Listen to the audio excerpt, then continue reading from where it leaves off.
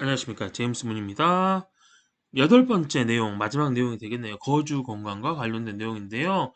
여기서 말하는 거주 공간과 관련된 내용은 크게 두 가지 유형이 가장 많이 출제가 됩니다.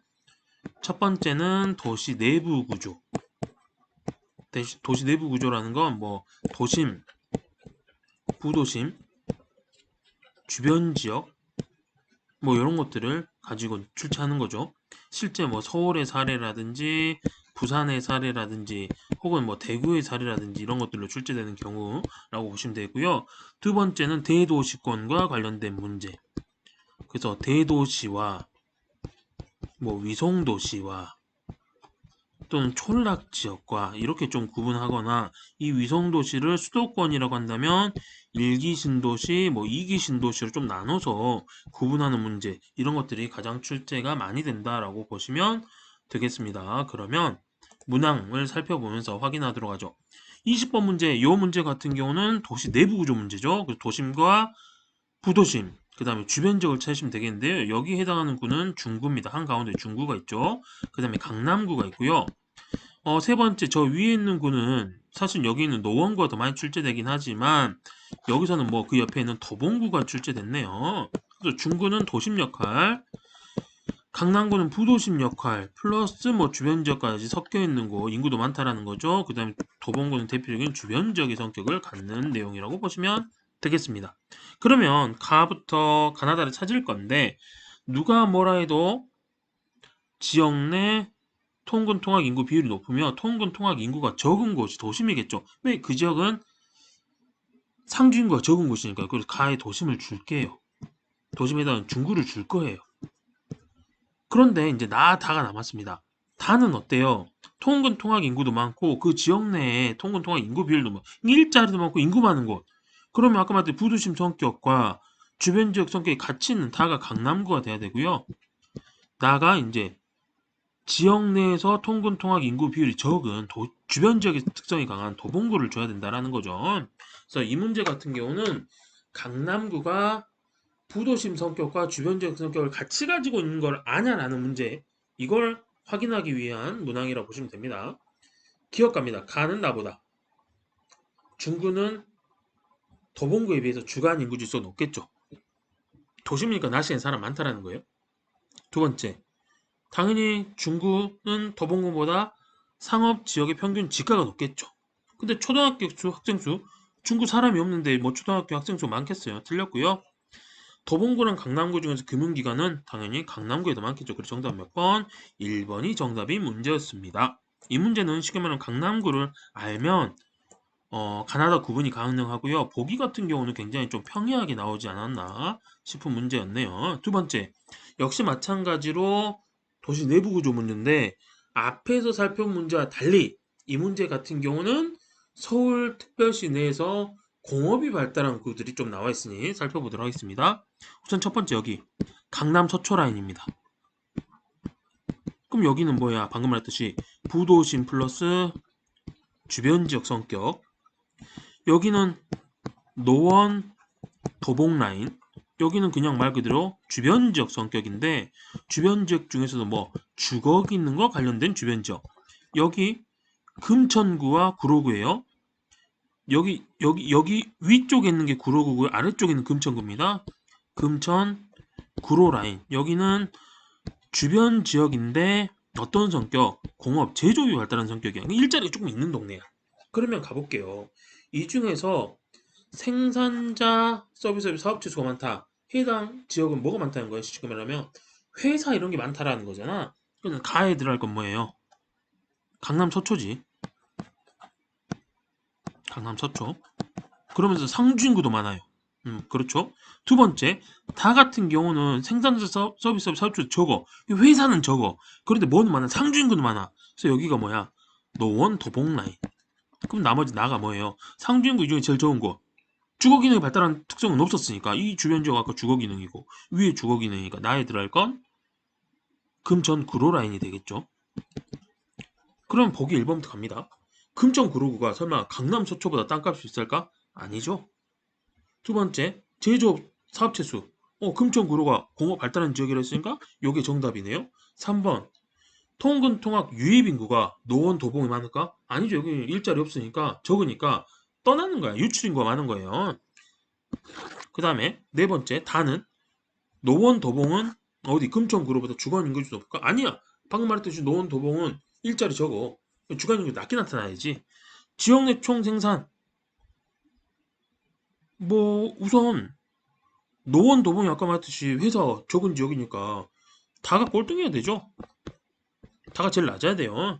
근데 나 공장 있는 단지가 오히려 도봉 노원보다 적다 그랬으니 이건 정답이 될 수 없습니다. 그 정답 몇 번? 2번이 정답이었습니다. 다음 문제 갑니다. 이번엔 이런 게 이제 대도시권 문제야. 방금까지 나왔던 게 도시 내부 구조 문제라 한다면 이번 문제는 뭐예요? 수도권에 있는 도시들을 가지고 살핀 문제죠. 여기 어디입니까? 고양시입니다. 그 다음에 여긴 어디예요? 화성시고요. 마지막으로 여기는 안성이죠. 그럼 지금부터 골라볼게요. 고양, 일기신도시입니다. 위성도시예요. 화성, 이기신도시인데 동탄이 있죠. 이기신도시 플러스 제조업이 굉장히 발달한 곳. 안성, 서울에 제일 멀어요. 상대적으로 이 셋 중에서는 가장 촌락적 성향이 강한 곳. 이렇게 찾으시면 됩니다. 그러면 여기 찾아볼게. 첫 번째 가. 농가 인구 비율이 제일 높아요. 그럼 여기 어디가 안성이지.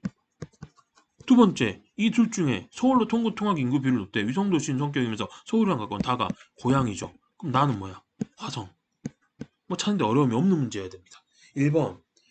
안성은 화성보다 아파트 비율이 높을까? 촌락적 성향이 강한데 무슨 아파트 비율이 높겠어요. 특히나 화성은 이기 신도시, 동탄 신도시, 아파트 비율 엄청 높아요. 참고로 알아두셔야 되는데 1기 신도시와 2기 신도시 중에서는 아파트 비율은 누가 높아요? 2기 신도시가 높습니다. 왜? 2기 신도시 때가 더 나중이다 보니까 인구 문제 해결이 더 절실하던 시기야. 그래서 얘네들은 대부분 높은 고층 아파트 형태로 집을 짓게 된다는 거죠. 두 번째, 안성과 고양 중에 전체 농가 중 겸업 농가의 비율이 높은 곳은 고양이겠죠. 왜?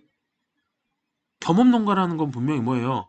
1차 산업을 제한 다른 산업에 해당하는 일자리가 있어야 돼. 근데 이 중에서는 안성이 촌락적 성향이 강하다는 건 안성이 전업 농가의 비율이 높겠죠.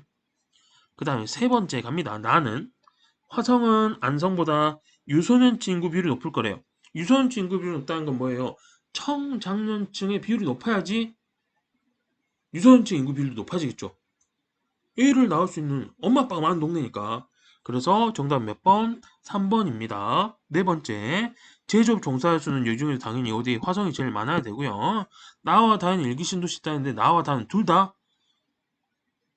아니죠. 고향 다는 일기신도시니까. 근데 나 화성 일기신도시가 아니에요. 그 정답은 몇 번?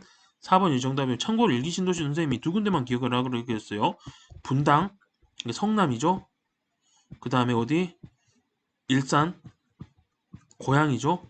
나머지 세 개 더 있는데 이 두 군데만 기억을 하시면 됩니다. 그래서 정답 몇 번? 3번이 정답인 문제였고요. 다음 문제 갑니다. 어딘지 확인을 해봐야겠죠. 첫 번째 여기 어디? 여기 화성이고요. 그 다음에 여긴 어디예요? 성남시죠. 마지막으로 저 위에 있는 곳은 어디입니까? 가장 위에 있는 연천, 아래에 있는 곳이죠. 포천입니다.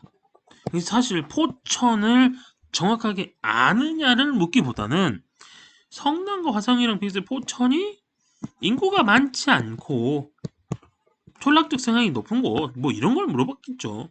그러면 가나다 중에서 다 가볼게. 다 주택수 증가율이 이 셋 중에 제일 적은 곳이야. 그럼 여기가 포천이겠지. 두 번째, 가 같은 경우는 언제 90년부터 2000년 사이에 인구가 많이 늘었죠. 나 같은 경우 2000년대 이후에 많이 늘었어요. 그럼 뭐야? 1기 신도시가 건설된 성남과 2기 신도시가 건설된 화성 중에 어디를 찾는가 하는 거죠. 그래서 90년대 많이 늘어난 가가 성남, 나는 화성입니다. 1번부터 갑시다. 성남에는 1기 신도시, 2기 신도시가 건설되었다. 근데 이건 맞아. 이게 정답이야. 선생님, 성남 1기 신도시 이야기했는데, 그럼 뭐 2기 신도시는 뭐예요? 라고 할 수 있습니다. 성남은요, 사실 2기 신도시도 만들어졌는데, 여기를 판교 신도시라고 불러요. 근데 문제는 뭐야? 이 화성에 있는 2기 신도시와는 달리, 어때요? 그 주택수 증가량이 높지 않습니다. 그럼 이건 뭘까? 이 신도시 중에, 이기 신도시 중에 이 판교만큼은 주거 기능을 해소하기 위해 만들어진 신도시 역할보다는 뭐예요? 일자리야. 여기는 첨단 산업. 그래서 판교를 뭐라 부르면 테크노밸리라고 부릅니다. 그래서 요걸 알고 있냐라는 문제였어요. 이 문제 좀 어려운 거지. 어쨌든 정답은 1번이 정답이었어요. 옳은 거니까요. 두 번째, 2번. 가는 다보다 성남 포천보다 주간 인구 높을까? 아니야. 이거 아니야. 왜 아닌가 봅시다. 성남은 서울 바로 옆이에요. 일자리가 새롭게 등장했다 하더라도 그래도 일기 신도시라고 하는 분당으로서 위성도의 성격이 그래 높은 곳이에요. 서울로 출퇴근하는 사람이 많이 있다라는 거지. 근데 포천 봐봐요. 포천. 거리도 멀고 여기 촌락도 성향이 강해서 여기 사람들 일자리 서울로 가지 않아. 대부분. 그럼 무슨 말일까? 이 지역은 주간 인구수가 높게 나타나는 지역이라는 거죠. 사람들이 떠나지 않으니까. 3번 나는 가보다 화성은 성남보다 정보 서비스를 종사한다. 이게 이 보기가 요거 아냐고 물어보는 거죠. 테크노밸리니까 정보 서비스를 종사하는 많겠네. 우리가 말하는 그 여기서 말하는 정보 서비스라는 건 그 IT 업체들 있잖아요. 뭐 네이버라든지 다음이라든지 카카오 온게 있죠. 그다음에 뭐 아프리카 TV 또 뭐 있어요.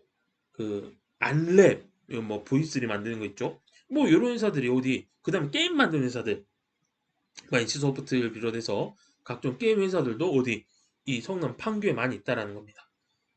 그러니 가가 더 많아야 되죠. 종사할 수는.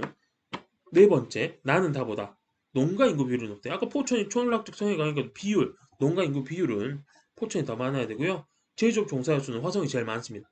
정답은 몇 번이에요? 1번이 정답인 문제였어요. 이 문제 좀 어려운 문제입니다. 그래서 성남의 1기 신도시, 2기 신도시의 특성까지 모두 알고 있느냐라는 문제가 지난 6월 평가원 모의고사에 나왔다는 거기 때문에 여러분들 이번에도 이와 유사한 형태의 문제가 출제될 수 있다라는 걸 꼭 기억을 해주시면 좋겠습니다. 네, 수고 많으셨고요. 6월 평가원과 관련된 우리가 살펴봐야 될 문제는 여기까지 하도록 하겠습니다. 기타 모의고사 관련한 질문은요. 뭐 개인적으로 제임스를 찾아오셔도 되고요. 수업 시간에 질문하셔도 되고요. 방과 후 시간에 질문을 하셔도 됩니다. 어쨌든 여기까지 하도록 하겠습니다. 수고하셨습니다. 이상 제임스였습니다. 안녕.